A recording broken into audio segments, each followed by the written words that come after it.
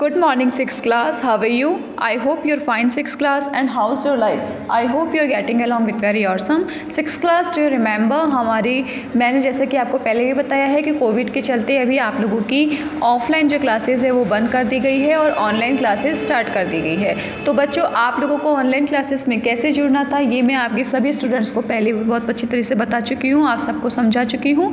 और अब मैं चाहती हूँ कि अब मुझसे उम्मीद करती हूँ कि सभी बच्चे हमारी ऑनलाइन क्लासेस से जुड़ चुके होंगे। ठीक है, तो अब हम पढ़ते हैं हमारी स्टडी की तरफ। आइए, 6th क्लास टू रिमेंबर कि हम लोगों ने चैप्टर नंबर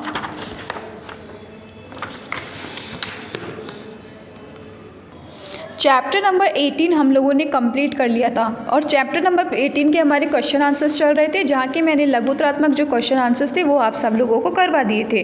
अब हम बढ़ते हैं कहाँ, हमारे दीर्घ प्रश्नों की तरफ। ओके 6th क्लास, चलिए पहला क्वेश्चन आपके आता है, डॉक्टर कलाम का प्रारंभिक जीवन कैसा था। डॉक्टर कलाम का प्रारंभिक जीवन कैसा था, हमें इसका आंसर मिलेगा पेज नंबर 123 पर। तो चलिए आप आ जाइए पेज नंबर 123 पर।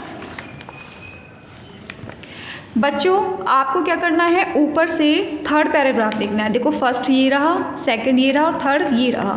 अबुल कलाम ने अपनी प्रारंभिक शिक्षा, सबको मिल गया।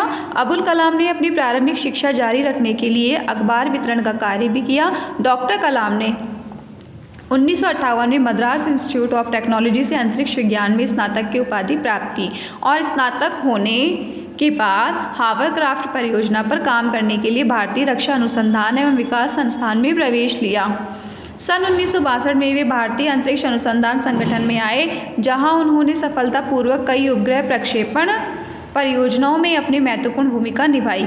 डॉक्टर कलाम ने भारत के पहले स्वदेशी उपग्रह प्रक्षेपण यान SB3 के निर्माण में परियोजना निदेशक के रूप में भी महत्वपूर्ण भूमिका निभाई, जिससे कि जुलाई 1980 में रोहिणी उपग्रह का सफलतापूर्वक अंतरिक्ष में प्रक्षेपण किया जा सका। बच्चों, यहाँ तक होगा, समझ में आ गया। मतलब ये थर्ड पैराग्राफ जो है ये पूरा आपके लगाना है, ये पूरा इसमें आंसर होगा फर्स्ट का, दीर्घ का। सबको समझ में आ गया, सबको मिल भी गया होगा। चलिए अब बढ़ते हैं आगे नेक्स्ट क्वेश्चन की तरफ। दीर्घ का आपका नेक्स्ट क्वेश्चन क्या है, डॉक्टर कलाम ने अपने जीवन में कौन कौन सी उपलब्धियां हासिल की। डॉक्टर कलाम ने अपने जीवन में कौन कौन सी उपलब्धियां हासिल की, तो इसका आंसर भी कहाँ है, पेज नंबर 123 पर आ जाइए। देखिए, हमने जो दीर्घ क्वेश्चन का फर्स्ट लगाया था उसी पैराग्राफ के सबसे फर्स्ट लाइन में लास्ट में देखिए, ये रहा, मिल गया। देखो यहाँ से वही है, ऊपर से थर्ड पैराग्राफ और उसकी फर्स्ट लाइन में लास्ट में, डॉक्टर कलाम ने 1958 में मद्रास इंस्टीट्यूट ऑफ टेक्नोलॉजी से अंतरिक्ष विज्ञान में स्नातक की उपाधि प्राप्त की और स्नातक होने के बाद हावरक्राफ्ट परियोजना पर काम करने के लिए भारतीय रक्षा अनुसंधान एवं विकास संस्थान में प्रवेश लिया। सन 1962 में वे भारतीय अंतरिक्ष अनुसंधान संगठन में आए, जहां उन्होंने सफलतापूर्वक कई उपग्रह प्रक्षेपण परियोजनाओं में अपनी महत्वपूर्ण भूमिका निभाई। डॉक्टर कलाम ने भारत के पहले स्वदेशी उपग्रह प्रक्षेपण यान SB3 के निर्माण में परियोजना निदेशक के रूप में भी महत्वपूर्ण भूमिका निभाई, जिससे कि जुलाई 1980 में रोहिणी उपग्रह का सफलतापूर्वक अंतरिक्ष में प्रक्षेपण किया जा सका। इस प्रकार भारत भी अंतर्राष्ट्रीय अंतरिक्ष क्लब का सदस्य बन गया। डॉक्टर कलाम ने स्वदेशी लक्ष्य भेदी को डिज़ाइन किया। इन्होंने अग्नि एवं पृथ्वी जैसी मिसाइल्स का आविष्कार स्वदेशी तकनीक से किया। डॉक्टर कलाम ने रक्षा मंत्री के विज्ञान सलाहकार तथा सुरक्षा शोध और विकास विभाग के सचिव भी रहे। इन्होंने पोखरण में दूसरी बार परमाणु बम का नाभिकीय विस्फोट कराकर भारत को दुनिया के चुनिंदा परमाणु शक्ति संपन्न देशों की सूची में शामिल कर दिया। इस खोज के कारण ही इन्हें लोग मिसाइल मैन के नाम से संबोधित करने लगे। यहाँ तक समझ गए बच्चों। देखो, ये जो पैराग्राफ है ना, यहाँ से लेकर के दूसरा पैराग्राफ भी आगे आ रहा है, ये पूरा यहाँ से यहाँ तक समझ में आ गया सबको। 6th क्लास सेकंड का आंसर। आगे बढ़ते हैं, क्वेश्चन नंबर 3 देखते हैं एक बार क्या है।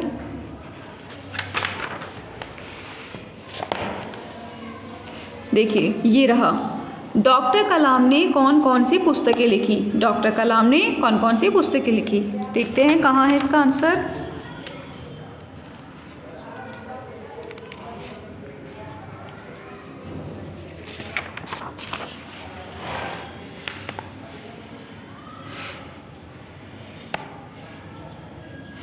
आप आ जाइए पेज नंबर 123 पर। मिल गया 123 पे, लास्ट पैराग्राफ पर आ जाओ बच्चों।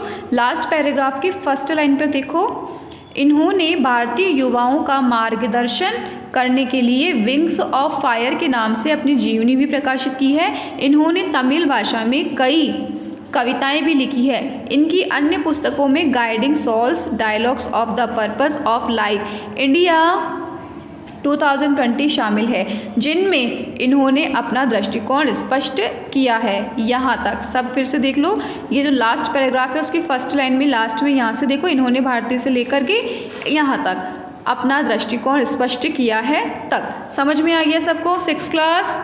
आगे आपके दीर्घ का जो 4th क्वेश्चन दे रखा है ना कि हमें डॉक्टर कलाम के जीवन से क्या प्रेरणा मिलती है, तो बच्चों आपके बुक के अंदर इसमें स्पेशली ऐसा कुछ खास दिया नहीं गया है और इसका आंसर जो है वो थोड़ा रीडिंग टाइप का है, तो इसलिए आप लोग ये क्वेश्चन छोड़ देना, आपको ये क्वेश्चन नहीं करना है। बाकी के आपके जो दीर्घ के क्वेश्चन है वो आपको तीनों क्वेश्चन करके लाने हैं। इसके अलावा अब जो हमारा ये जो चैप्टर है, चैप्टर नंबर 18, ये हो चुका है कंप्लीट। अब मैं आप लोगों से ये रिक्वेस्ट करूँगी कि आप सब लोग सारे बच्चे आज ही क्वेश्चन आंसर्स कंप्लीट कर लें, आप लोग वर्क पूरा कर लीजिए। अब और अगर आपको कोई क्वेश्चन का आंसर समझ में नहीं आता है तो आप लोग मुझे मैसेज कर सकते हैं या फिर आप मुझे एक वॉइस मैसेज भेज सकते हैं।